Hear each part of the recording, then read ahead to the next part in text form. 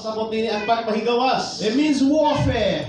May buot pasabot pag-igubat. It means prosperity. Buot pasabot pag-uswag. It means safety. Buot pasabot ang kasiguruhan. And these are just some of the meanings of the word salvation O in the Greek ka mga language. kahulugan sa pulong nga kaluwasan. In other words, Sa laing pinulungan, salvation covers every area of your life. ang kaluwasan sa mataglaing nga aspeto area sa atong kinabuhi. You see, I want you to understand O gusto ko nga makasabot ka mo, that human beings kita nga mga katawhan, are a triune being. usa ka tulo ka hutong sa atong pagkabuhat.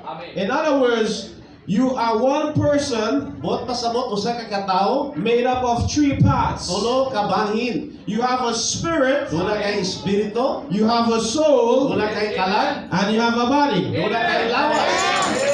And when Jesus died for you, Huwag si Ginoong Hesus nagpakamatay diha kanimo, He died so that your spirit could have eternal life. ang imong espiritu makabaton sa kinabuhi. Your physical body can be healed from every disease. Ang atong mga kalawasan mao makabaton sa kayuhan sa And your balatihan. soul, O ang atong kalag, which makes up of your mind, nga kumpos sa imong hunahuna, your will, sa imong pagbuot, your emotions, sa imong pagbati, could be delivered from any form of oppression and depression. nga mahigawa sa bisag unsa nga